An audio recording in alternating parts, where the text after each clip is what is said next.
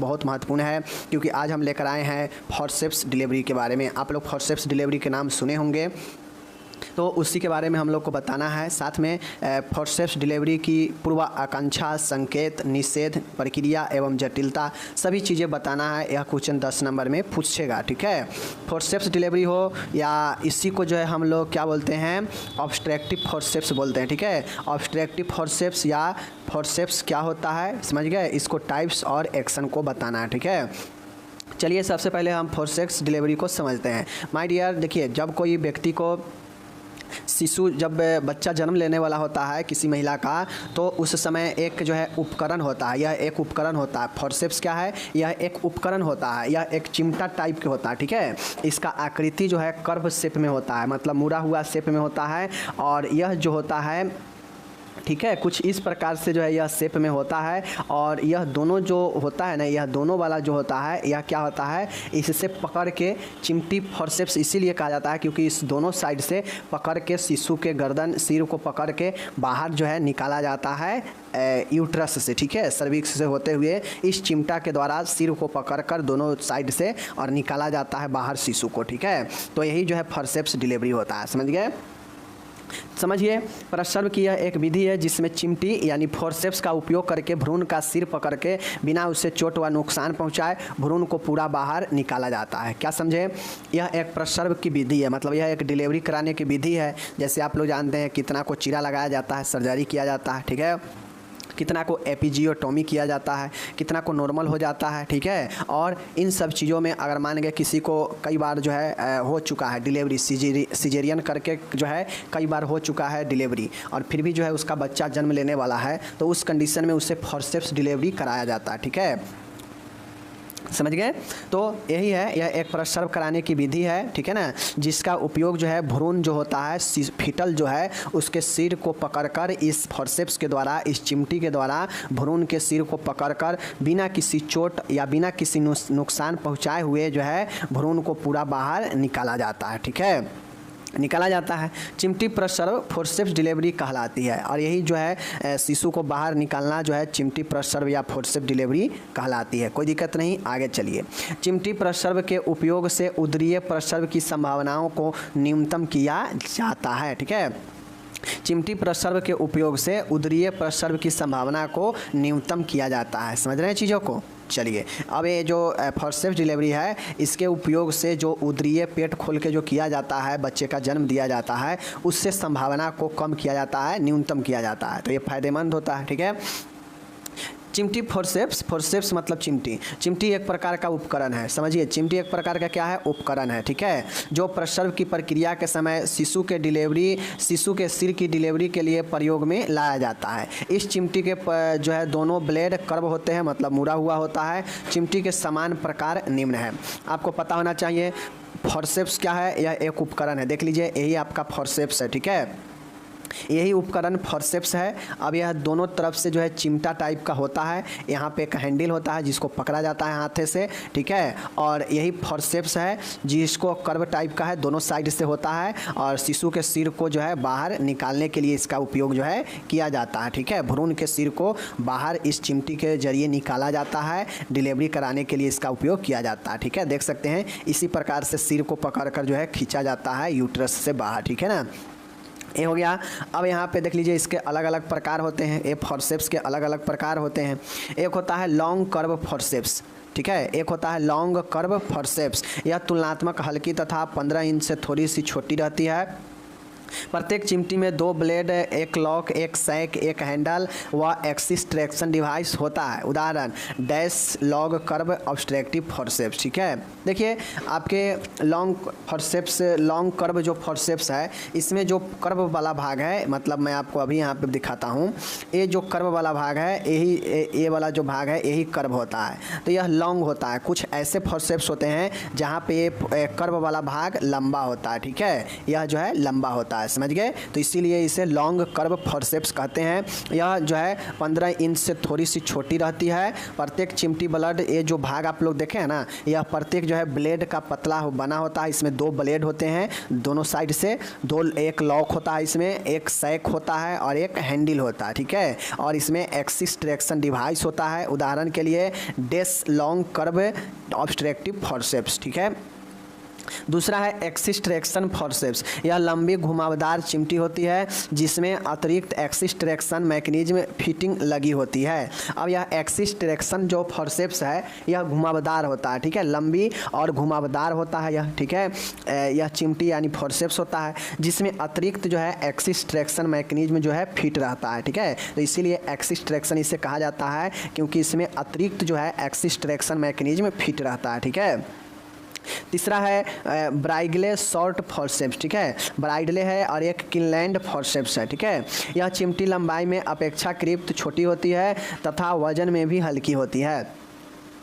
जब ऊपर में हम लोग जो देखे हैं इससे लंबा था, ठीक है ना, लंबा था। दूसरा जो ट्रैक्शन वाला देखे घुमावदार था। लेकिन ये जो तीसरा है ब्राइगले शॉर्ट फॉरसेप्स, नाम से यह है ब्राइगले शॉर्ट फॉरसेप्स, मतलब यह अपेक्षाकृत छोटी होती है अन्य के तुलना में, ठीक है। वजन में भी यह जो है हल्का होता है, समझ गए चीज़ों को। चलिए चौथा है किनलैंड फॉरसेप्स। किनलैंड फॉरसेप्स का मतलब होता है कि यह चिमटी लगभग सीधी होती है। यह चिमटी शिशु की ऑसिपिटो पोस्टेरियर स्थिति में शिशु के सिर को घुमाने के लिए अनुकूल रहती है। अब यह जो किनलैंड फॉरसेप्स होता है लगभग यह क्या होता है, सीधा रहता है। जैसे यहाँ पे देख लीजिए, फिगर में देख रहे हैं, यह सिंगल है, इसमें सिंगल चिमटा लगा है, ठीक है। इसमें दोनों साइड से नहीं है, इसमें देखिए यहाँ पे दोनों साइड से है, ठीक है, लेकिन इसमें सिंगल है। तो सिंगल वाला क्या होता है, लगभग सीधा होता है। और बच्चे को अगर बच्चा का हेड अगर सिर इधर से उधर हो, सही पोजीशन में ना हो, तो इस फॉरसेप्स को डालकर अंदर जो है शिशु को सही किया जाता है। तो यह देखिए, यह इतना भाग हमारा हैंडल हो गया, ठीक है। यह यहाँ पे एक लॉक होता है, यह लॉक हो गया। यह इसके गर्दन है, नेक है, जिसे हम लोग सेक भी कहते हैं। और यह वाला भाग देख सकते हैं, यह ब्लेड है, ठीक है, यही ब्लेड होता है। और इसमें देख सकते हैं हल्का सा मुड़ा हुआ है, इसीलिए इसे कर्व कहा जाता है, ठीक है। तो सिंगल जो है शिशु की स्थितियों में परिवर्तन करने के लिए जो है काम में आ सकता है।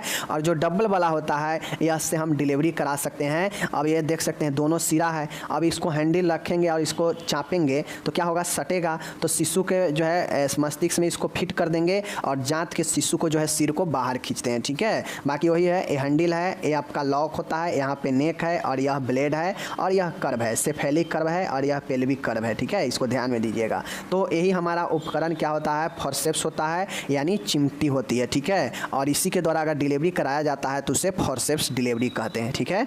चलिए, तो इसके प्रकार में आप लोग देख लीजिए, 4 प्रकार है। एक है long curve forceps, axis traction forceps, Wrigley short forceps और किनलैंड फॉरसेप्स, ठीक है। ये 4 याद रखिएगा, ठीक है। ऊपर वाला जो है लॉन्ग है, यह समान सबके तुलना में हल्का होता है और लंबा ज़्यादा होता है, 15 इंच से थोड़ा सा छोटा होता है, ठीक है।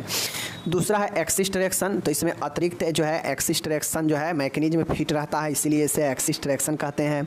तीसरा है ब्राइगली शॉर्ट फॉरसेप्स है, और इसमें जो चिमटा है अपेक्षाकृत छोटी होती है और वजन में भी यह हल्की होती है, ठीक है। चौथा है यह सिंगल चिमटी होती है, ठीक है। इसमें यह चिमटी शिशु के ऑसिपिटो पोस्टेरियर, मतलब ऑसिपिटो मतलब सिर के जो पीछे वाला भाग है उसको जो है स्थिति में शिशु के सिर को घुमाने के लिए यह अनुकूल रहता है, ठीक है।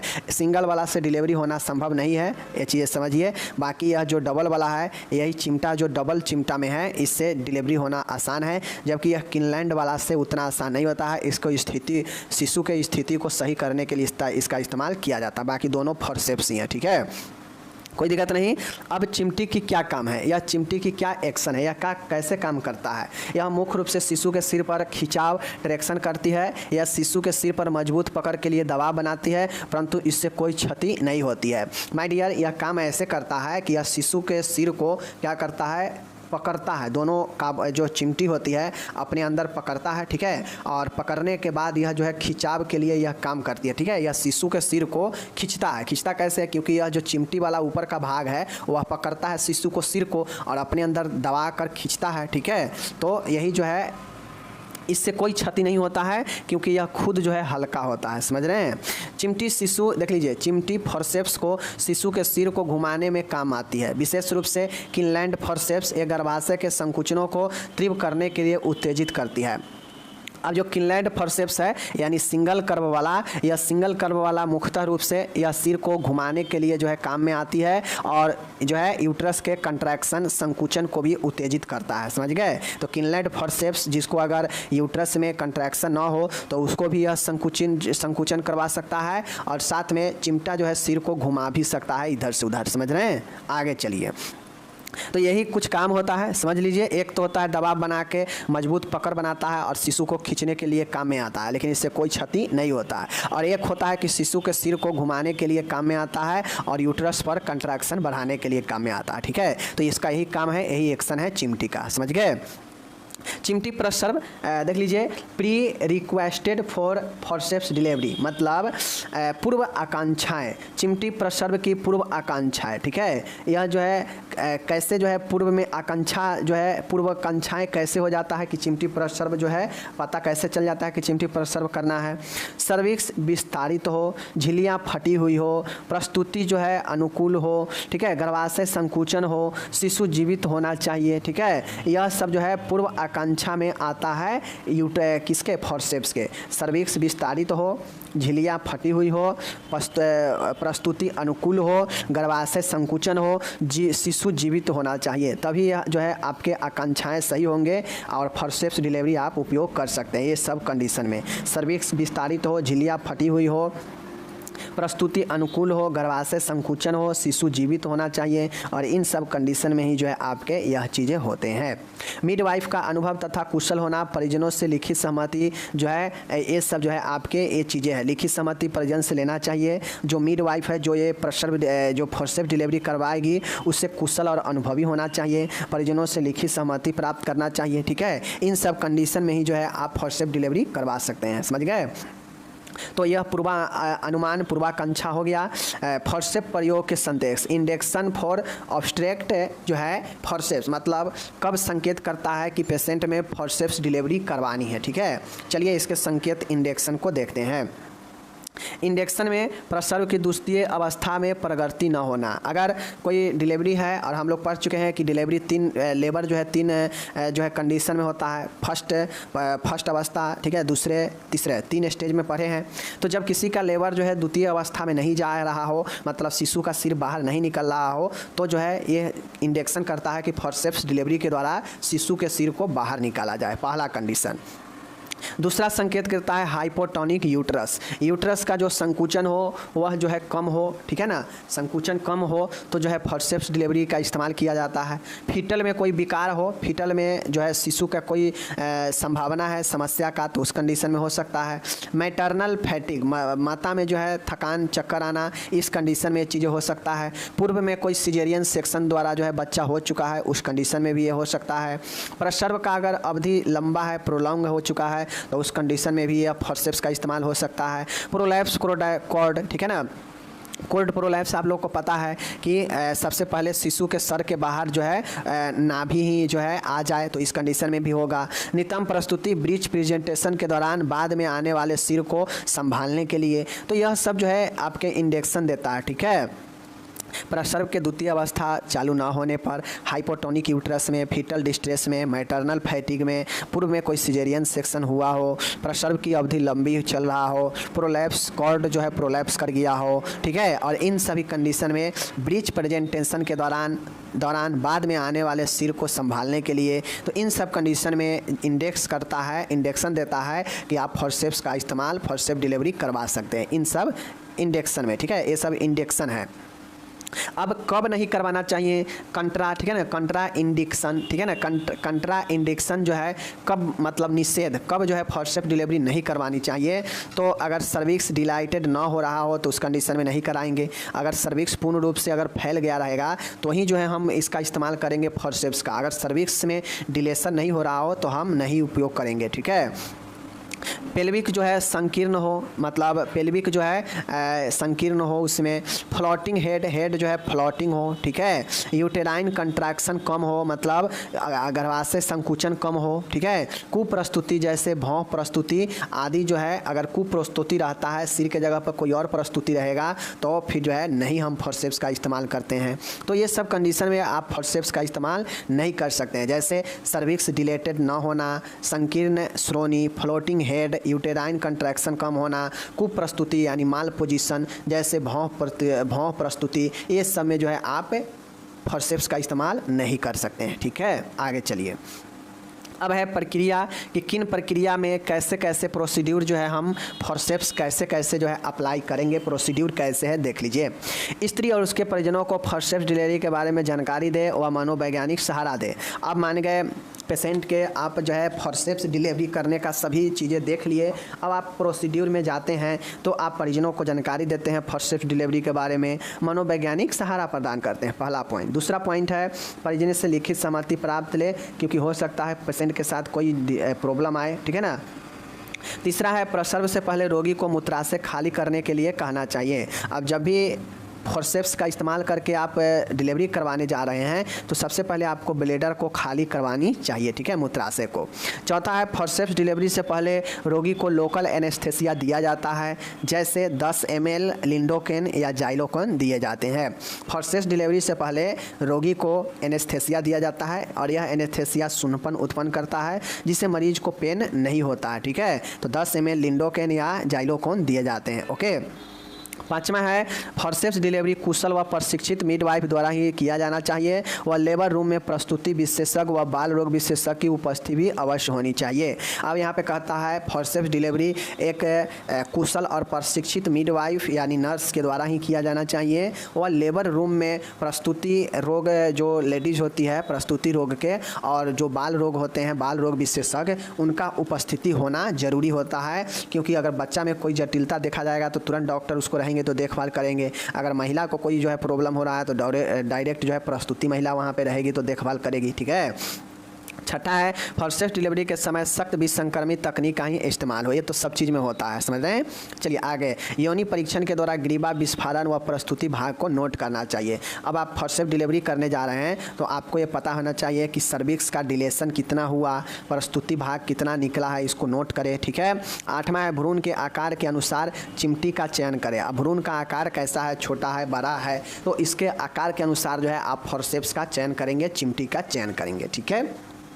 चिमटी के बाएं ब्लेड को योनि मार्ग से प्रवेश कराते व दूसरी हाथ से योनि जो है योनि उत्तकों की सुरक्षा करते हैं। अब यहाँ पे होता यह है कि जब हम यूट्रस में जब योनि मार्ग से फोर्सेप्स को अंदर डालते हैं, ठीक है ना, तो हम एक हाथ से बाएं ब्लेड को जो है बाएं ब्लेड को योनि मार्ग से प्रवेश कराते हैं व दूसरे हाथ से योनि मतलब वैजिना के जो टिश्यू जो मसल्स है उसको सुरक्षा प्रदान करते हैं, इसलिए ताकि जो फोर्सेप्स है वह वैजिना को चोट न पहुँचाए, ठीक है ना।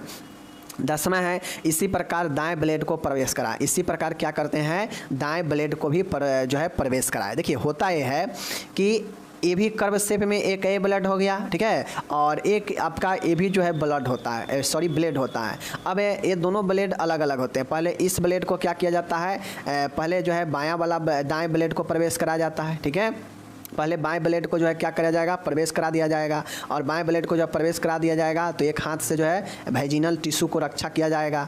अब फिर उसी प्रकार से दाहिने वाले भी जो है इस साइड से हम प्रवेश करा देंगे, और दोनों को प्रवेश कराने के बाद जो है हम क्या करते हैं, दोनों ब्लेडों को प्रवेश के बाद लॉक की सहायता से इन्हें जोड़ दिया जाता है ताकि भ्रूण के सिर की पकड़ अच्छी बन सके। अब ये होता यह है कि दोनों जो है क्या किया जाता है, दोनों को अच्छी तरीक़ा से जो ये हैंडल होता है ना, यहाँ पे लॉक होता है, ठीक है, यहाँ पे दोनों को आपस में लाकर लॉक कर दिया जाता है, जिससे ये जो पकड़ होता है इस साइड वाला और इस साइड वाला दोनों में अच्छे से पकड़ जो है शिशु का सिर बन जाता है, ठीक है। देखिए कैंची की तरह ये नहीं होता कि आप सीधे लगा दीजिएगा और कस के दाब दीजिएगा, नहीं, यह कर्व देख लीजिए, यह कर्व के रूप में ये भी अलग होता है और इसी प्रकार से जो है आपके यह भी जो है इस प्रकार से अलग रहता है। लेकिन जब यह दोनों शिफ्ट कर दिया जाता है दोनों साइड से तो यहाँ पे एक लॉक होता है, इस लॉक को क्या किया जाता है, आपस में लॉक कर दिया जाता है दोनों ब्लेड को, जिससे शिशु पर पकड़ अच्छा से शिशु के सिर का पकड़ बन जाता है इसमें, और फिर हम ये हैंडल के सहायता से, ये हैंडल है इसके सहायता से बाहर निकाल लेते हैं, ठीक है। है। चलिए आगे देखिए, सिर के सामने वाले भाग को प्रसर्व के लिए चिमटी को नीचे एवं आगे की ओर खींचे। सिर के सामने वाले भाग को अगर हम लेवर करवाना, प्रसर्व करवाना चाहते हैं तो चिमटा को नीचे की तरफ और आगे की तरफ खींचेंगे, ठीक है। अब देख लीजिए, अब चिमटी को ऊपर एवं आगे की धीरों की ओर खींचे प्रसर्व को कराया जाता है। पहले नीचे और आगे की तरफ खींचते हैं, फिर जो है ऊपर और जो है फिर ऊपर और आगे की तरफ जो है खींचते हैं, मतलब थोड़ा सा नीचे थोड़ा सा ऊपर, ऐसे ही खींच कर बाहर लाया जाता है बच्चे को, ठीक है। अब चिमटी हटाकर बाकी शरीर को बाहर निकाला जाता है। अब जब हेड बाहर आ जाता है ना तो प्रसर्व कराना बड़ी आसान हो जाता है। तब चिमटी को हटा देते हैं और फिर जो है बारी बारी से शरीर के अन्य हिस्सों को प्रसर्व करा लेते हैं, ठीक है। पाँचवा है, प्रसर्व के बाद महिला को देखभाल प्रदान की जाती है। वह शिशु को बाल रोग विशेषज्ञ द्वारा जांच कर नवजात देखभाल प्रदान की जाती है। अब होता यह है कि प्रसर्व के बाद महिला को देखभाल प्रदान की जाती है, वह शिशु को बाल रोग विशेषज्ञ द्वारा जांच देखभाल किया जाता है। तो यही कुल प्रोसेस है। 15 पॉइंट आप लोग ध्यान में रखिएगा। जैसे सर्जरी में प्रोसेस होता है कि जो है लिखित सहमति ले, परिजनों को सहायता करे, ठीक है, मरीज को जो है शांत वातावरण प्रदान करे, उससे पहले जो है डॉक्टर के देख रेख में ही करनी चाहिए, कुशल प्रशिक्षित मिडवाइफ के द्वारा ही करनी चाहिए, वहाँ पे शिशु विशेषज्ञ डॉक्टर भी होनी चाहिए, ठीक है।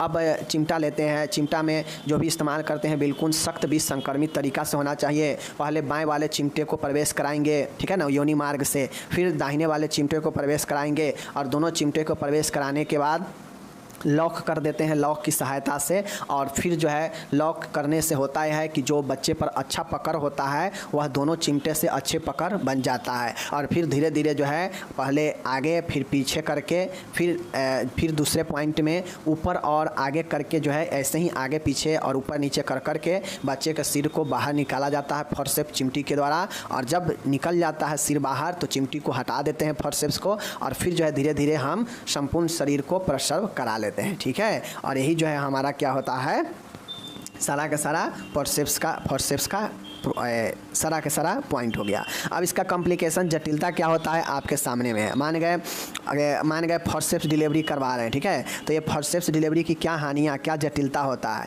तो भ्रूण के लिए अगर देखा जाए जटिलता, तो भ्रूण के लिए श्वास अवरोध होगा, मतलब श्वसन में रुकावट आ सकता है, चेहरा नीला पड़ सकता है, जब श्वसन रुक जाएगा तो चेहरा नीला पड़ेगा ही, सिर में चोट लग सकता है और रक्तस्राव आ सकता है, ठीक है, चेहरे पर लकवा लग सकता है, ठीक है। तो यह सब फोर्सेप्स डिलीवरी का बच्चे में होने वाला जटिलता है। भ्रूण के लिए श्वास रोध, चेहरे का नीला पड़ना, सिर में चोट लगना, रक्तस्राव होना, चेहरे का लकवा लगना, ठीक है। आगे देखिए, माँ के लिए कहा जाए, अब माँ के लिए क्या क्या जटिलता होता है। तो माँ के लिए जो सर्विक्स ग्रीवा है, योनि है और जो पेरिनियम क्षेत्र है, इसमें हो सकता है फोर्सेप्स डिलीवरी में चोट लग सकता है, ठीक है। योनि से तेज रक्तस्राव हो सकता है, अगर थोड़ा भी फोर्सेप्स चिमटी इधर उधर हुआ तो रक्तस्राव बहुत आएगा। तंत्रिकाओं को चोट लग सकता है, जो न्यूरॉन्स है उसमें चोट लग सकता है। तीव्र दर्द हो सकता है पेशेंट को, जनन अंग बाहर निकल सकता है फोर्सेप्स के थ्रू। तो ये सब जो है आपके जटिलता माँ में होते हैं, ठीक है। तो माँ में क्या क्या जटिलते होते हैं, सर्विक्स, योनि और पेरिनियम क्षेत्र में चोट लगना, योनि से तेज ब्लीडिंग होना, तंत्रिकाओं को चोट लगना, तीव्र दर्द होना, जनन अंग का बाहर आना। तो यह सब जो है आपके कहीं ना कहीं माँ के लिए जटिलता है, ठीक है, कोई दिक्कत नहीं है। नियोनेंट्रम एस्फेक्सिया यानी श्वास अवरोध, नियोनेंटम किसे कहते हैं, इसके कारण चिन्ह, लक्षण व प्रबंध को बताना है। अब जो नवजात शिशु होता है उसमें श्वसन कष्ट को ही हम लोग एस्फेक्सिया नियोनेंट्रम कहते हैं। नियोनेंट्रम का मतलब क्या होता है कि जो नवजात शिशु होता है उसी को ना नियोनेंटल कहते हैं। तो इसमें एस्फेक्सिया को ही जो है एस्फेक्सिया नियोनेंट्रम कहते हैं। तो यह एक बच्चा जब जन्म लेता है तो वह नवजात रहता है, तो उसमें अगर श्वास का कष्ट आता है, श्वसन कष्ट होता है, तो उसको एस्फेक्सिया नियोनेंट्रम कहते हैं। समझिए यहाँ पे, ऐसी स्थिति जब शिशु के जन्म के समय पर्याप्त मात्रा में ऑक्सीजन प्राप्त न हो, एस्फेक्सिया नियोनेंट्रम कहलाती है। क्या मैंने बताया कि जब बच्चा जन्म लेता है तो वह नियोनेंट्रम रहता है, नवजात रहता है, और जब जन्म लेता है उस समय अगर पर्याप्त मात्रा में ऑक्सीजन अगर नहीं मिलता है तो उसे हम लोग एस्फेक्सिया नियोनेंट्रम कहते हैं। समझ गए।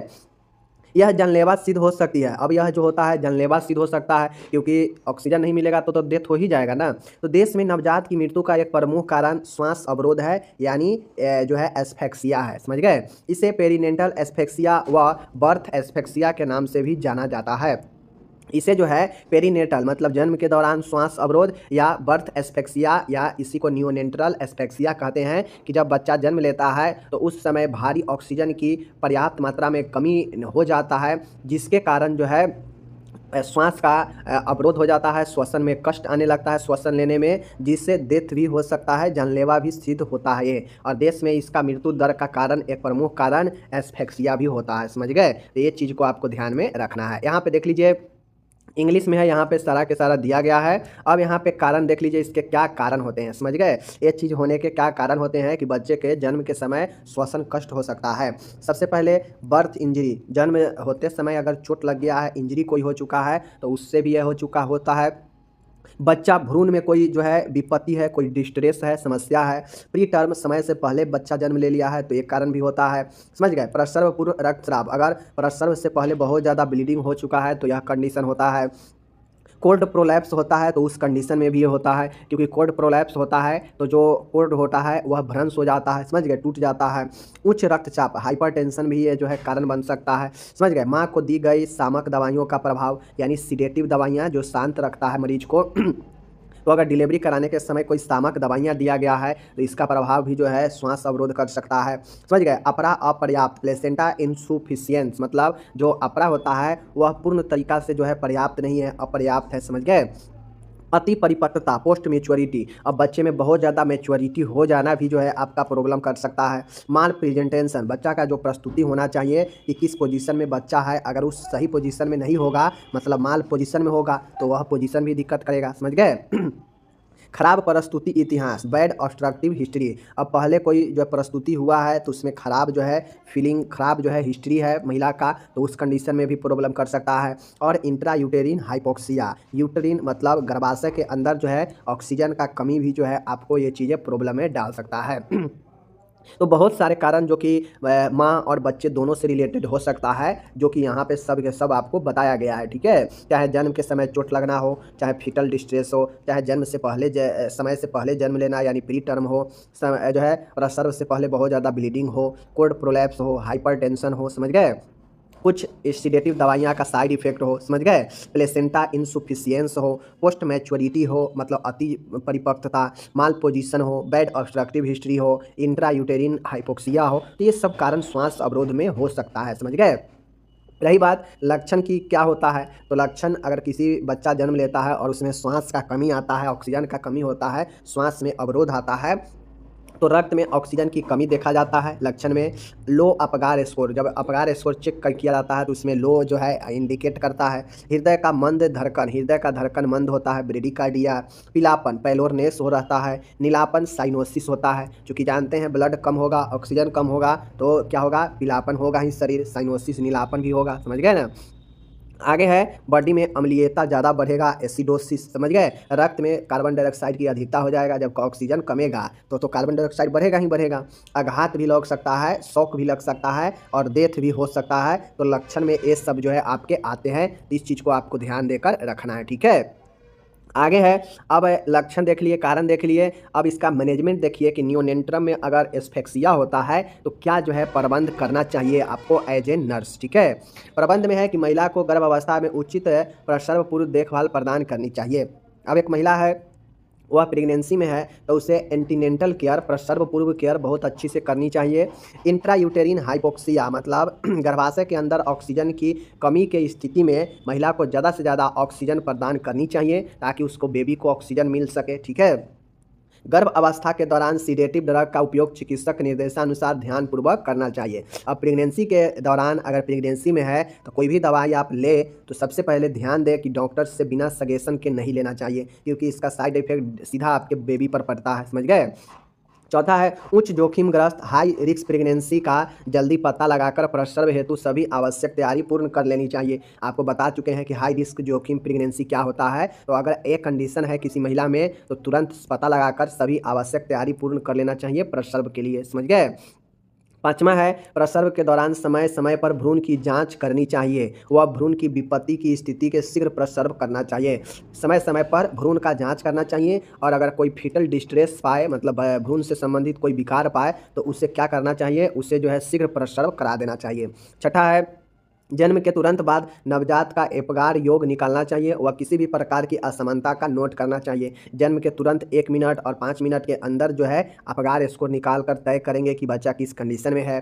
श्वास अवरोध नियोनेंट्रम की स्थिति उत्पन्न होने पर शिशु का रिससिटेशन किया जाता है। इसके लिए प्रमुख उद्देश्य है, अब जैसे ही पता लगे कि शिशु में नियोनेंट्रम है, एस्फेक्सिया है, श्वास अवरोध है, तो इस कंडीशन में रिससिटेशन किया जाता है। और इसके लिए शिशु के लिए हम वायु मार्ग को साफ करते हैं, रक्त परिसंचरण को अच्छा करते हैं, नवजात का देह के तापक्रम को बनाए रखते हैं, हाइपोग्लाइसेमिया व रक्तस्राव की रोकथाम करते हैं, रक्त में अम्लीयता की कमी लाते हैं। तो ये सब हम कब करते हैं? जब श्वास अवरोध का पता चले तो उसके लिए वायु मार्ग को साफ करेंगे, ब्लड सर्कुलेशन को अच्छा करेंगे, तापक्रम को बनाए रखेंगे, हाइपोग्लाइसेमिया और रक्तस्राव की रोकथाम करेंगे और रक्त में अम्लता में कमी लाना। ठीक है। 8वां है रिससिटेशन ट्रॉली प्रसव कक्ष में ही उपलब्ध होनी चाहिए। अब जो रिससिटेशन ट्रॉली होता है वह प्रसव कक्ष में ही उपलब्ध होनी चाहिए, वह इसमें निम्न आवश्यक उपकरण होनी चाहिए। अब रिससिटेशन करने के लिए ऐसा नहीं है कि लेबर करा रहे हैं और रिससिटेशन जो है ट्रॉली कहीं और रखा हो,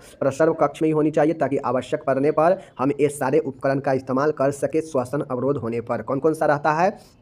ऑक्सीजन कैनुला रहता है, एम्बू बैग और मास्क रहता है, मैनोमीटर रहता है, सक्शन मशीन रहता है, इन्फेंट लैरिंजोस्कोप रहता है, इन्फेंट इंडोट्रेकियल ट्यूब रहता है। समझ गए? शिशु के लिए लैरिंजोस्कोप रहता है पता लगाने के लिए, शिशु के लिए इंडोट्रेकियल ट्यूब होता है जो ट्यूब अंदर डाला जाता है। समझ गए? और नियोनेंटल एयरवेज मतलब हवा मार्ग बनाने के लिए, सक्शन कैथेटर होता है, स्टेटोस्कोप होता है धड़कन सुनने के लिए। तो ये सब जो है आपको जब आप बच्चा में लगे कि श्वसन अवरोध है तो ये सारा सामान आपके रिससिटेशन पुनर्जीवन ट्रॉली पर होना चाहिए, जिसमें आपके oxygen cannula, ambu bag, mask, manometer, suction machine, infant laryngoscope, infant endotracheal tube, neonatal airways, suction catheter और स्टेटोस्कोप, ये सब वगैरह जो है आपके पास होनी चाहिए। जब श्वसन अवरोध हो तो ये सब का तुरंत इस्तेमाल करके बच्चे को श्वसन के क्रिया को सुचारू करते हैं। अब यहाँ पे टोटल इंग्लिश प्रबंध। अब ये वाला जो प्रश्न है यह मोस्ट VVI है। अब मोस्ट VVI मैं इसलिए बता रहा हूँ कि हो सकता है अगर ये एग्जाम में नहीं भी पूछेगा ना तो आपको संपूर्ण, तो यहाँ पे आप लोग समझ लीजिए कि मान गए ये प्रश्न आपके एग्जाम में नहीं भी पूछा, ठीक है, मान लेते हैं कि एक तौर पे नहीं पूछा एग्जाम में, लेकिन आप इसके बाद बहुत सारे कॉम्पिटिटिव एग्जाम देंगे, यहाँ से प्रश्न आना ही आना है, ये 110% सत्य बातें है।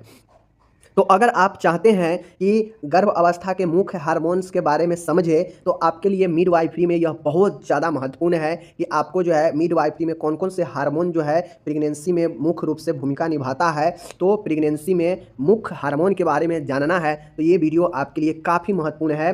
चाहे आप कोई भी कहीं भी कभी भी जाइएगा ना तो यह आपके लिए बहुत ज़्यादा इंपॉर्टेंट है। समझ गए? तो इस हिसाब से आप लोग पढ़िए, देखिए कि आपके लिए यह जो है प्रेगनेंसी में मुख्य हार्मोन के बारे में समझाए, यानी कौन कौन से हार्मोन है जो गर्भ अवस्था में अपना भूमिका निभाता है उसके बारे में हम लोग जानेंगे कि क्या होता है, इसका क्या काम है प्रेगनेंसी में। टोटल हार्मोन, बहुत सारे हार्मोन के बारे में आप जानते हैं, एस्ट्रोजन, प्रोजेस्टेरोन, समझ गए, ऑक्सीटोसिन, बहुत सारे हार्मोन हैं जिसको बारे में अभी हम पढ़ेंगे। यह प्रेगनेंसी में जो है भूमिका निभाने वाला हार्मोन है। इसको आपको हर एक जगह पर यह प्रश्न आएगा ही आएगा, चाहे आप अपने एकेडमिक पढ़ाई कर रहे हैं या फिर आप GNM का एग्ज़ाम दे रहे हैं या ANM का एग्ज़ाम दे रहे हैं या कोई भी कंपटीशन की एग्ज़ाम दे रहे हैं, आपके वहाँ आएगा ही आएगा यहाँ से प्रश्न। तो चलिए अच्छे से देख लीजिए, ठीक है। चलिए पढ़ लीजिए, यहाँ पे आपके सामने में है, कहता है भूमिका निभाने वाला निम्नलिखित जो है आपके सामने में यहाँ पे देख लीजिए, गर्भ अवस्था में निम्न हार्मोन जो है आपके देख लीजिए, गर्भ अवस्था में निम्न हार्मोन महत्वपूर्ण होते हैं। निम्न हार्मोन कौन कौन महत्वपूर्ण होते हैं?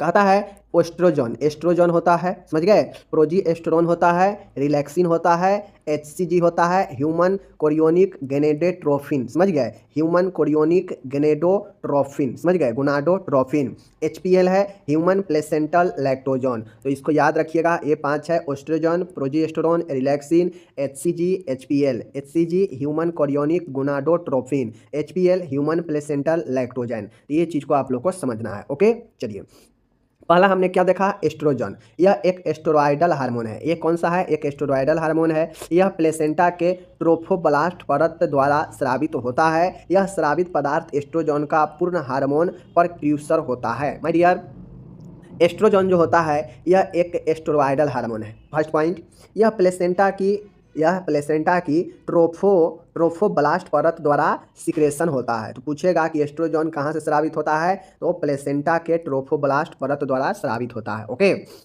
यह स्रावित पदार्थ एस्ट्रोजन का पूर्ण हार्मोन होता है। मतलब देखिए, एस्ट्रोजन जो यहाँ से स्रावित होता है और एस्ट्रोजन आपके जो है अलग भी जो है स्रावित होता है। एस्ट्रोजन को जो है प्लेसेंटा भी स्रावित करता है, लेकिन एस्ट्रोजन को पहले भी स्रावित किया जाता है कोई और अन्य अंग से, समझ गए ना, जिसको आप लोग जानते हैं। तो यह एस्ट्रोजन जो प्लेसेंटा द्वारा स्रावित होता है वह पूर्ण हार्मोन होता है, समझ गए, ध्यान दीजिएगा। ओके, चलिए, अब प्लेसेंटा के ट्रोफोब्लास्ट परत द्वारा स्रावित होता है। ओके, क्या काम करता है, यह प्रोजेस्टेरोन हार्मोन से क्रिया करके संयुक्त रूप से कार्य करता है। मतलब एस्ट्रोजन जो है यह प्रोजेस्टेरोन से क्रिया करके मिलकर साथ में मिलकर काम करता है। यह गर्भाशय के एंडोमेट्रियम कोशिकाओं में वृद्धि को प्रेरित करता है। मीन्स यह जो है एंडोमेट्रियम जो गर्भाशय का आंतरिक लेयर होता है उसको मरम्मत करता है, उसको परत को वृद्धि करता है, मोटा करता है, समझ गए, तभी जाके बच्चा को पोषक मिलता है उसी एंडोमेट्रियम लेयर से।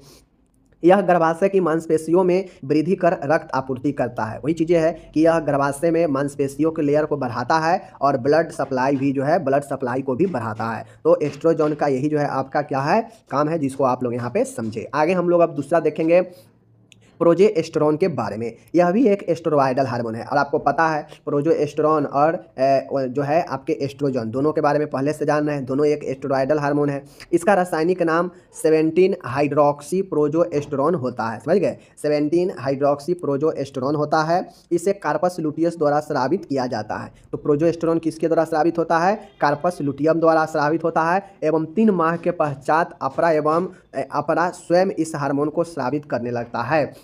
मीन्स जब प्रेग्नेंट होता है, प्रेग्नेंट वोमेन होती है तो उससे पहले भी स्रावित होता है, तो उससे पहले कार्पस लुटियम जो है इसे सीक्रेट करता है। बट जब 3 महीने का प्रेगनेंसी हो जाता है तो उसके बाद अपरा का स्ट्रक्चर हो गया रहता है, तो यह खुद से भी इसे स्रावित करने लगता है, समझ गए। आगे चलिए, कार्य इसका क्या है प्रोजेस्टेरोन का, यह एस्ट्रोजन हार्मोन के साथ मिलकर काम करता है, आरोपण को प्रेरित करता है। मतलब यह जो है इम्प्लांटेशन जो होता है, निषेचन के बाद जो आरोपण होता है उसको प्रेरित करता है। यह मायोमेट्रियम को पेशियों को संकुचित होने से रोकता है। मतलब यह यूट्रस के मध्यम लेयर को कंट्रैक्शन होने से रोकता है, समझ गए। प्रोजेस्टेरोन गर्भाशय में प्रोस्टेग्लैंड के निर्माण को रोकता है, जिससे गर्भ अवस्था अवधि पूर्ण होने से पूर्व संकुचन उत्पन्न नहीं होता है। प्रोजेस्टेरोन का भूमिका बहुत महत्वपूर्ण होता है। यह यूट्रस में प्रोस्टेग्लैंड के निर्माण को रोकता है। जब प्रोस्टेग्लैंड का निर्माण रुक जाता है ना, तभी जो है यूट्रस जो है हमारे पूरे 9 महीने जो है बिना कंट्रैक्शन के जो है चलता है। अगर जब कंट्रैक्शन शुरू हो जाएगा, समझते हैं कि यह प्रेगनेंसी का लेबर का समय आ चुका है प्रसव होने का। बीच में इससे पहले जो है अगर लेबर नहीं हुआ रहे, समय नहीं पूरा है अभी डिलीवरी होने का, तो यह जो है संकुचन नहीं होता है यूट्रस, समझ गए। यूट्रस संकुचन तभी होता है जब आपके नज़दीक आ गया रहता है लेबर, और उस समय प्रोस्टाग्लैंड का निर्माण जो है होने लगता है। उससे पहले प्रोस्टाग्लैंड का निर्माण को कौन रोक कर रखता है, यही प्रोजेस्टेरोन रोक के रखता है। क्यों? क्योंकि अगर प्रोस्टाग्लैंड के निर्माण को अगर नहीं रोकेगा तो प्रोस्टाग्लैंड क्या करता है, संकुचन में भूमिका निभाने लगता है, समझ गए। तो इसलिए यह रोक कर रखता है। तीसरा है रिलैक्सिन, यह पेप्टाइड हार्मोन है। इसका स्रोत कार्पस ल्यूटियम प्लेसेंटा डेसुडिया होता है। इसे प्रसव हार्मोन भी कहते हैं। रिलैक्सिन क्या होता है, यह एक पेप्टाइड हार्मोन है, जबकि इससे पहले एस्ट्रोजन और प्रोजेस्टेरोन दोनों एस्टेरॉयडल हार्मोन था, समझ गए। इसका स्रोत क्या है, तो यह भी कार्पस ल्यूटियम प्लेसेंटा और डेसुडिया, यह तीनों से जो है सीक्रेट होता है। इसे प्रसव हार्मोन भी कहते हैं, समझ गए। इसे लेबर हार्मोन भी कहते हैं। इसका कार्य क्या है, इसका कार्य होता है, इसका प्रमुख कार्य प्रसव के समय सिम्फेसिस प्यूबिस एवं सैक्रोइलियक ज्वाइंट को ढीला करना होता है। इस हार्मोन का काम होता है कि जो सिम्फेसिस प्यूबिस होता है और जो सैक्रोइलियक ज्वाइंट है, इन दोनों को ढीला करता है, समझ गए। इस हार्मोन के कार्य से शिशु का सिर आसानी से पेल्विक कैविटी को पार कर लेता है, क्योंकि इसका काम होता है कि यह सिम्फेसिस प्यूबिस और सैक्रोइलियक ज्वाइंट को ढीला करता है। जब ढीला करता है तो बेबी का जो सिर होता है आसानी से पेल्विक कैविटी को पार कर लेता है। जब पेल्विक कैविटी को पार कर लेगा तो आसान हो जाता है डिलीवरी। इसीलिए इसे लेबर हार्मोन कहा जाता है, क्योंकि यह बच्चे के रास्ता मार्ग को बनाता है डिलीवरी के लिए, समझ गए। चौथा है HCG, इसे ह्यूमन कोरियोनिक गोनाडोट्रोफिन कहा जाता है। यह अपरा की ट्रोफोब्लास्ट कोशिकाओं द्वारा जो है स्रावित होता है। यह ग्लाइकोप्रोटीन है, समझ गए। HCG जो है यह अपरा के ट्रोफोब्लास्ट कोशिकाओं द्वारा स्रावित होता है। समझिए, यह ग्लाइकोप्रोटीन होती है। समझ गए, इसको ध्यान देना है। इसका कार्य क्या है? तो इसका कार्य है यह कार्पस लुटियम को प्रोजेस्टेरोन हार्मोन स्रावन हेतु प्रेरित करता है। मतलब HCG का काम यही है कि यह कार्पस लुटियस को कहेगा कि तुम प्रोजेस्टेरोन हार्मोन को जो है प्रेरित करो, रिलीज करो। कौन बताता है? HCG जो है कार्पस लुटियम को कहेगा कि तुम प्रोजेस्टेरोन हार्मोन को सिक्रेशन करो, स्रावन करो, प्रेरित करता है। समझ गए। यह भ्रूण को मां के गर्भाशय में बनाए रखता है, वह अन्य हार्मोनों को निर्माण को प्रेरित करता है। जिस प्रकार से प्यूटरी ग्लैंड एक मास्टर ग्लैंड का रोल निभाता है, वह बताता है कि कब किस हार्मोन को रिलीज करना है। उसी प्रकार से प्रेगनेंसी में HCG जो है आपका एक मास्टर ग्लैंड के रूप में काम करता है। यह जो है प्रोजेस्टेरोन को और साथ में अन्य हार्मोनों को जो है क्या करता है? निर्माण को प्रेरित करता है, और साथ में यह भ्रूण को माँ के गर्भ में बनाए रखता है। समझ गए। तो HCG भी एक महत्वपूर्ण हार्मोन है। HPL ह्यूमन प्लेसेंटल लैक्टोजन, यह एक प्रोटीन हार्मोन होता है। यह कौन सा है? यह एक प्रोटीन हार्मोन है। यह अपरा की ट्रोफोब्लास्ट कोशिकाओं द्वारा स्रावित किया जाता है। तो सीधी सी बात जानिए, प्लेसेंटा से कोई भी हार्मोन रिलीज हो रहा है तो वह ट्रोफोब्लास्ट से ही रिलीज हो रहा है। समझ गए ना, इसी के स्तर से। तो यहाँ से HPL भी जो है सीक्रेट हो रहा है, HCG भी सीक्रेट हो रहा था यहीं से। समझ गए। इसका कार्य है कि यह भ्रूण को ग्लूकोज की आपूर्ति को बढ़ाता है, यह प्रोटीन एवं वसा के विखंडन को बढ़ाता है, वह ग्लूकोज निर्माण को प्रेरित करता है। तो HPL जिसे हम लोग क्या कहते हैं? हम लोग ह्यूमन प्लेसेंटल लैक्टोजन कहते हैं। यह एक प्रोटीन हार्मोन होता है। यह अपरा की ट्रोफोब्लास्ट कोशिकाओं द्वारा स्रावित किया जाता है। क्या चीज़? यह अपरा की ट्रोफोब्लास्ट कोशिकाओं द्वारा, यानी यह प्लेसेंटा में जो, चूँकि हम लोग जानते हैं प्लेसेंटा एक यूट्रस पर बना हुआ एक हमारा आकृति होता है डोम के शेप में। समझ गए। तो इसी से जो है, इसी में जो है हमारा एक ट्रोफोब्लास्ट कोशिका होता है, और यही कोशिका जो है हमारा HPL समझ गए, HCG समझ गए, इस सब को जो है क्या करता है? सिक्रेटन करता है। ओके। अब HPL का काम यही है कि यह भ्रूण को ग्लूकोज की आपूर्ति को बढ़ाता है, यह प्रोटीन और वसा को विखंडन को बढ़ाता है, जिससे ग्लूकोज निर्माण को प्रेरित करता है। समझ गए। तो यही हमारा 5 हार्मोन है। इसको आप लोग अच्छे से याद कीजिएगा। नीचे टोटल का इंग्लिश दे दिया गया है, कोई टेंशन नहीं है। समझ गए। बिल्कुल अच्छे से आप लोग को इसको पढ़ना है। टोटल इंग्लिश यहाँ पे दे दिया गया है। प्रश्न है, कहता है प्रश्न की अस्थानिक गर्भधारण क्या है? इसके प्रकार, कारण, लक्षण, निदान व प्रबंध को बताए। मतलब अस्थानिक का मतलब क्या होता है कि अनप्लेस, मतलब जिस जगह पर होना चाहिए उस जगह पर ना होकर किसी दूसरे जगह पर जो है गर्भ का धारण होता है, तो वही अस्थानिक गर्भधारण के बारे में बताना है। ठीक है, कैसे? चलिए देखिए। इंग्लिश में इसे इक्टोपिक प्रेगनेंसी कहते हैं, और कहीं कहीं आपको हिंदी में जो लिखा होगा वह इक्टोपिक प्रेगनेंसी ही लिखा हो सकता है, या कहीं कहीं अस्थानिक लिखा रहेगा, तो ध्यान आपको देना है। ठीक है, चलिए देखते हैं। माय डियर, सीधा समझिए कि इक्टोपिक प्रेगनेंसी का मतलब होता है, अस्थानिक गर्भधारण का मतलब होता है कि ऐसी असमान स्थिति, मतलब ऐसी एबनॉर्मल कंडीशन जहां निषेचन जो है, फर्टिलाइजेशन जो है, वह ओवम का आरोपण, मतलब जो निषेचन जो होता है और निषेचन के बाद जो अंडा जो डिंब होता है उसका आरोपण, इम्प्लांटेशन और विकास जो है वह यूट्रस के बाहर होता है। समझ गए। यानी गर्भाशय गुहा के बाहर होता है, तो उसको ही हम लोग अस्थानिक गर्भधारण इक्टोपिक प्रेगनेंसी कहते हैं। जैसे मान गए मेल फीमेल का रिलेशन बच्चा बना, उसके बाद जो अंडा होता है वह जो है मेल के इससे जो है शुक्राणु का इंतजार करता है। तो जैसे ही शुक्राणु मिल जाता है, ओवम फर्टिलाइज हो जाता है, तो जो ओवम होता है उसका जो इम्प्लांटेशन जो यूट्रस में होना चाहिए, जो विकास और जो आरोपण उसका यूट्रस में होना चाहिए, वह यूट्रस में नहीं होकर वह यूट्रस के बाहर होता है, और यूट्रस के बाहर कहा जाए तो फैलोपियन ट्यूब में होता है। तो उसी को जो है हम लोग अस्थानिक गर्भधारण कहते हैं। ठीक है, इसे एक्स्ट्रा यूटेरिन प्रेगनेंसी भी कहते हैं। एक्स्ट्रा यूटेरिन का मतलब क्या होता है कि गर्भाशय के बाहर का प्रेगनेंसी। ठीक है, एक्स्ट्रा यूटेरिन प्रेगनेंसी कहते हैं।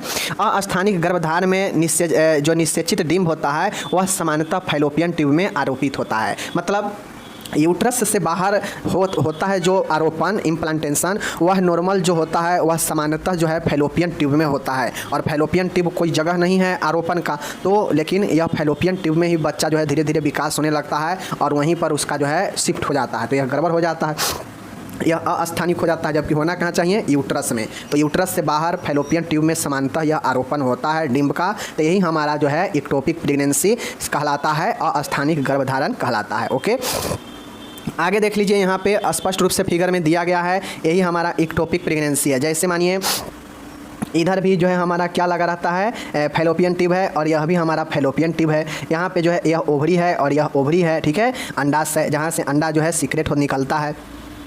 अब ये जो है मान गए जैसे फर्टिलाइजेशन की क्रिया हुआ, ठीक है, और यह हमारा बीच वाला पोर्शन जो है यह हमारा यूट्रस का पोर्शन है। क्या है ये हमारा जो बीच वाला भाग है, ये वाला भाग यह यूट्रस है, ठीक है, गर्भाशय है।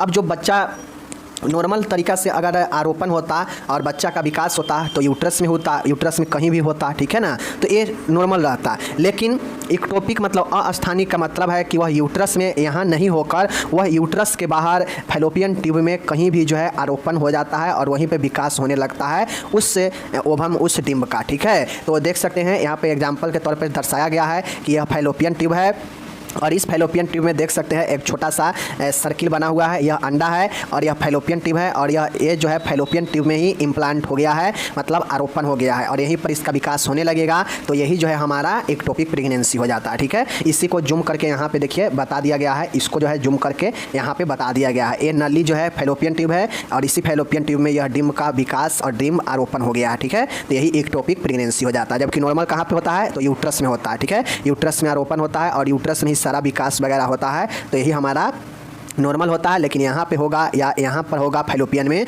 तो यह हमारा एक्टोपिक हो जाता है। ओके, कोई दिक्कत नहीं। चलिए अब हमसे इसका प्रकार भी पूछा गया है कि प्रकार के बारे में बताइए एक्टोपिक प्रेगनेंसी का। तो चलिए टाइप्स को हम लोग देख लेते हैं। टाइप्स यहाँ पे देख लीजिए, ट्यूबल देख लीजिए, tubal ectopic pregnancy. Tubal ectopic pregnancy का यह निम्न वाहिनियों में होने वाला गर्भधारण होती है जो वाहिनी के इन भागों में होती है, जैसे एम्पुला, इस्थमस, इनफुंडिबुलम, ठीक है। इंटरेस्टी पोर्शन एक्टोपिक प्रेगनेंसी में सबसे अधिक गर्भधारण लगभग 95% डिम्ब वाहिनी फैलोपियन ट्यूब में होती है। यहाँ पे देखिए पहला प्रकार है एक्टोपिक प्रेगनेंसी का ट्यूबल। ट्यूबल मतलब ट्यूब में, मतलब ट्यूब मतलब वाहिनी में होता है। तो इस प्रकार के जो प्रेगनेंसी होता है वह जो आरोपण जो डिम्ब का होता है वह डिम्ब वाहिनी में होता है, मतलब फैलोपियन ट्यूब में होता है। लगभग 95% जो एक्टोपिक प्रेगनेंसी का मामला होता है वह फैलोपियन ट्यूब में ही होता है। और जो फैलोपियन ट्यूब के निम्न वाहिनी में, नीचे वाला वाहिनी में गर्भधारण होता है तो उससे ट्यूबलकल एक्टोपिक प्रेगनेंसी कहते हैं। क्या कहते हैं? फैलोपियन ट्यूब, और ट्यूब से ही ट्यूबल एक्टोपिक प्रेगनेंसी बना है, ठीक है। लगभग यह 95% मामला में यही डिम्ब फैलोपियन में ही हो जाता है, ठीक है, जो कि असमान होता है। दूसरा है ओवेरियन एक्टोपिक प्रेगनेंसी।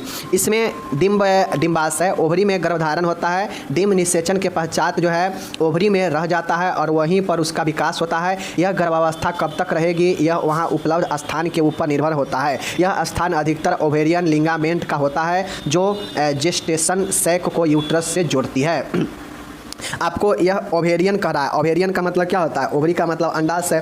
तो जो अंडाशय होता है जहाँ पे अंडा बनता है वहीं पे जो है क्या होता है, यह जो है निषेचन के बाद जो अंडा है उसी अंडाशय में ही रह जाता है, ठीक है, बाहर नहीं निकल पाता है और वहीं पे इसका विकास होने लगता है। तो इसीलिए इसे ओवेरियन एक्टोपिक प्रेगनेंसी कहते हैं, ठीक है। लेकिन अब यह गर्भ अवस्था कब तक रहेगा इसका कोई जो है निश्चित नहीं होता है, क्योंकि जो यूट्रस का गुण है बच्चे को पालने का वह दूसरा अंगों का तो होगा नहीं, दूसरा अंग तो उतना फैलेगा नहीं। तो जितना जगह होगा उस जगह पर उतना देर तक यह गर्भावस्था रहेगा, उसके बाद जो है यह ख़त्म हो जाएगा। तो ओवेरियन एक्टोपिक प्रेगनेंसी होता है कि ओवरी में ही, मतलब अंडाशय में ही जो है यह गर्भधारण हो जाता है और वहीं पर जो है निषेचन जो होने के बाद जो विकास होता है वह ओवरी में ही होने लगता है। इसीलिए इसे ओवेरियन एक्टोपिक प्रेगनेंसी कहते हैं, ठीक है। तीसरा है corneal pregnancy. Cornell pregnancy. Cornell pregnancy का मतलब होता है कि इस प्रकार में गर्भ अवस्था जो है फैलोपियन ट्यूब के गर्भाशय वाली कोण पर विकसित होती है। इसमें असमान रूप से गर्भाशय भी वृद्धि होती है जो दूसरी तिमाही में फटकर गर्भपात के रूप में निकल जाता है। कॉर्नल प्रेगनेंसी का मतलब होता है कि यह जो है यूट्रस के और फैलोपियन ट्यूब के जो कॉर्नर होता है उस कॉर्नर पर जो है इसका होता है। जैसे मैं बता देता हूँ, फिगर के माध्यम से देख लीजिए। यहाँ पे देखिए, अगर ओवेरियन एक्टोपिक प्रेगनेंसी होगा तो यह ओवरी में जो है यहाँ पे विकास होगा, ठीक है। लेकिन अगर कॉर्नल एक्टोपिक प्रेगनेंसी होगा तो यह यूट्रस और फैलोपियन ट्यूब के कॉर्नर पर होगा। कहाँ पे? यहाँ इस वाले कॉर्नर पर ऊपर में, ठीक है। इधर होगा या इधर होगा। तो जब इधर होगा तो यह जो है असमान रूप से यूट्रस भी जो है बढ़ जाता है, जिसके कारण जो है यह तिमाही में क्या होता है अपने आप फट कर गर्भपात के रूप में निकल जाता है, ठीक है। तो ये हमारा हो गया कॉर्नल प्रेगनेंसी। कॉर्नल से स्पष्ट है कि कहीं ना कहीं यह कॉर्नर पर होने वाला गर्भ अवस्था होता है जो फैलोपियन ट्यूब के और गर्भाशय के कोण पर जो है विकसित होता है, और यह असमान रूप से गर्भाशय भी वृद्धि होती है और दूसरी तिमाही जब आता है तो वहाँ पे फटकर गर्भपात के रूप में निकल जाता है। ठीक है, तो यही कॉर्नल प्रेगनेंसी होता है, यानी कॉर्नर पर होता है फैलोपियन ट्यूब के और यूट्रस के कॉर्नर पर होता है, इसलिए कॉर्नल प्रेगनेंसी कहा गया। ठीक है, चौथा है primary abdominal pregnancy. Primary abdominal pregnancy का मतलब है कि कभी कभी निषेचित डिम किसी अज्ञात कारणवश ट्यूब की तरफ न जाकर पेट के निचले भाग में ओमेंटम जो बावेल का पेरिटोनियल कवरिंग होता है में विकसित होने लगता है और आगे वृद्धि करता है। ठीक है, कभी कभी होता है कि प्राइमरी एब्डोमिनल प्रेगनेंसी मतलब जो एब्डोमिनल का जो मतलब जो अमाशय का जो आपके प्राइमरी भाग है वो जो डिम्ब के नज़दीक है वह किसी कारण से अज्ञात कारण से ट्यूब के तरफ फैलोपियन ट्यूब के तरफ नहीं जाके वह जो है पेट के निचले भाग में यानी जो डिम्ब है जो ट्यूब है फैलोपियन ट्यूब उसके ऊपर और पेट के नीचे जो है ओमेंटम जो कि बावेल का पेरिटोनियल कवरिंग होता है वहाँ पे विकसित होने लगता है और आगे वृद्धि, यानी सीधा समझिए कि पेट के निचले वाले भाग में जो है विकसित होने लगता है, जहाँ से आंत जो है आपके रहते हैं उस वाले भाग में जाके यह जो है विकसित होने लगते हैं और आगे भी वृद्धि करते रहता है। तो यह प्राइमरी एब्डोमिनल प्रेगनेंसी होता है। क्यों? क्योंकि यह एब्डोमिनल के प्राइमरी भाग में जो है वृद्धि होता है निषेचन के बाद। ठीक है, तो यही 4 प्रकार होता है, याद रखिएगा। पहला प्रकार है आपके ट्यूबल एक्टोपिक प्रेगनेंसी, दूसरा था आपका क्या चीज़ ओवेरियन एक्टोपिक प्रेगनेंसी, तीसरा था कॉर्नल प्रेगनेंसी, चौथा है प्राइमरी एब्डोमिनल प्रेगनेंसी। और सब में नाम से यह स्पष्ट है कि कौन कहाँ पे जो है निषेचन के बाद जो है विकसित होगा, तो वह नाम से ही स्पष्ट। जैसे यहाँ पे एब्डोमिनल है तो यह पेट के निचले वाले भाग में जो है किसी कारणवश ट्यूब में ना जाकर पेट के निचले वाले भाग में चला जाता है और वहीं पर वृद्धि होने लगता है। ठीक है, तो यही हमारा एब्डोमिनल प्राइमरी एब्डोमिनल प्रेगनेंसी हो गया। 4 कारण जान गए, अब इसके जो 4 प्रकार जान गए। अब ये एक्टोपिक प्रेगनेंसी होने का हम लोग जो है कारण को समझते हैं कि कौन कौन से कारण है जिसके कारण एक्टोपिक प्रेगनेंसी हो सकता है। ठीक है, चलिए देखते हैं। यहाँ पे है पेल्विक इन्फ्लामेशन डिजीज पीआईडी आप लोग को पढ़ा चुके हैं, जिसमें पीआईडी में अलग अलग जो है समस्या आता है, अलग अलग इन्फ्लामेशन आता है अलग अलग अंगों का, तो पीआईडी इसका कारण हो सकता है। अधिक गर्भ निरोधक दवाइयों का प्रयोग, अगर बहुत ज़्यादा कोई महिला या कोई भी अगर बहुत ज़्यादा वह गर्भ निरोधक दवाइयों का इस्तेमाल कर चुकी है तो उस कंडीशन में भी यह समस्या बनता है एक्टोपिक प्रेगनेंसी का। इंट्रा यूटेराइन डिवाइस आईयूडी का प्रयोग, अगर आईयूडी का प्रयोग करता है तो मान गए आईयूडी के प्रयोग करने से हो सकता है कि अगर बाई चांस अगर प्रेगनेंसी रह जाता है तो यही एक्टोपिक प्रेगनेंसी के रूप में जो है आपके यूट्रस में नहीं विकास होकर यूट्रस के बाहर कहीं भी जो है विकास करने लगेगा, तो वही आईयूडी का प्रयोग भी कारण बन सकता है। ठीक है, फैलोपियन ट्यूब की शल्य चिकित्सा, अगर आप फैलोपियन ट्यूब का अगर कोई सर्जरी हुआ है तो यह कारण बन सकता है आपके कि पेट के एरिया में या फिर ओवरी में ही जो है विकास होने लगे निषेचन के बाद। ठीक है, उसके बाद है फैलोपियन ट्यूब में कोई समस्या कोई विकार होना भी इसका कारण बन सकता है। ठीक है, पूर्व में एक्टोपिक प्रेगनेंसी, अगर पहले एक्टोपिक प्रेगनेंसी हुआ है तो बाद में भी कारण बन सकता है कि फिर से एक्टोपिक प्रेगनेंसी हो जाए, तो यह सब कारण है। और कारण में मैंने आपको अच्छे से डिटेल में बता दिया। पूर्व में यदि इंडक्ट एवर्सन की गई हो तो पूर्व में अगर कोई जो है इंडक्ट अगर एवर्सन मतलब गर्भपात किया गया हो तो यह कारण भी बन सकता है कि जो है उसे एक्टोपिक प्रेगनेंसी हो जाए।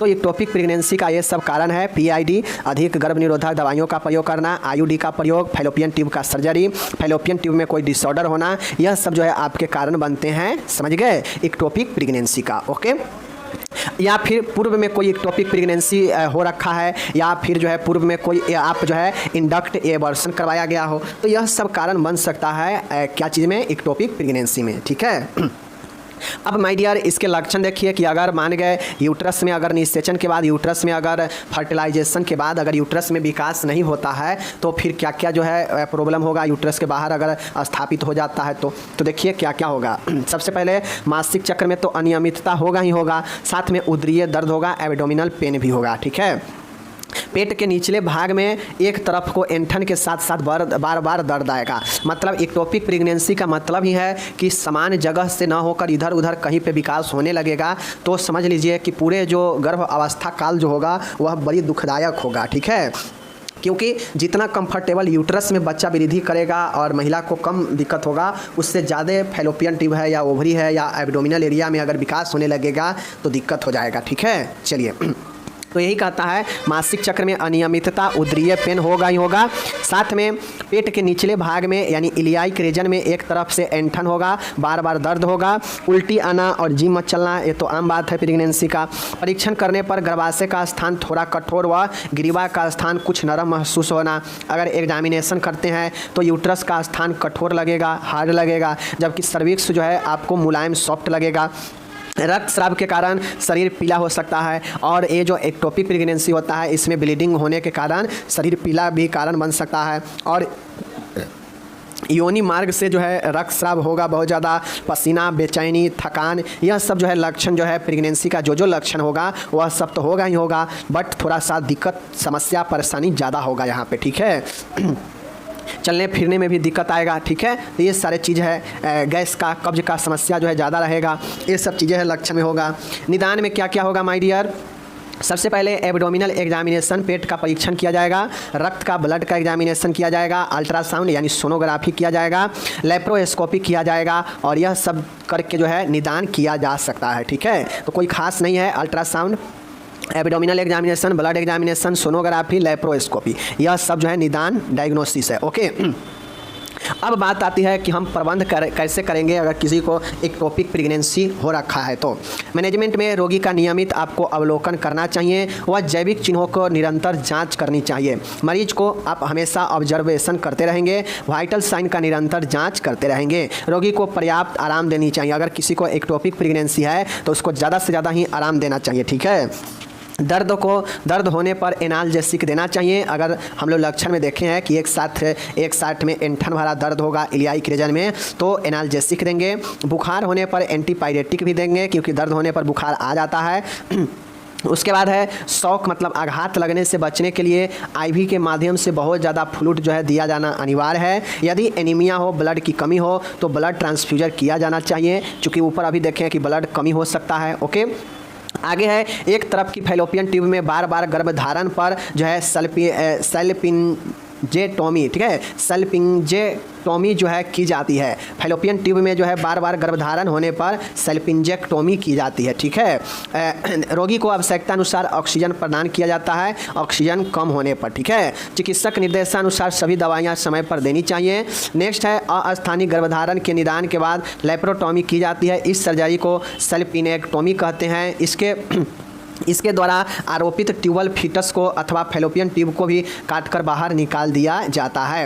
एक्टोपिक प्रेगनेंसी के निदान में लेप्रोटोमी की जाती है, ठीक है। लेप्रोटोमी के जरिए जो है जो सल्पिंजेक्टोमी जो होता है वो किया जाता है और इसमें जो ट्यूब में जो बच्चा का विकास होता रहता है भ्रूण का, उसको निकाल दिया जाता है या फिर संपूर्ण ट्यूब को ही काटकर बाहर निकाल दिया जाता है, ठीक है। तो इसके निदान में ये किया जाता है अगर ज़्यादा परेशानी हो तो। और ये 11 है संक्रमण की रोकथाम के लिए उपयुक्त एंटीबायोटिक भी देते हैं। तो यह 11 पॉइंट प्रबंध के रूप में हो गया। बाकी आप लोग को इंग्लिश भी यहाँ पे दिया गया है, आप इंग्लिश वाले इसको इंग्लिश में अच्छे से पढ़ सकते हैं, कोई दिक्कत नहीं है।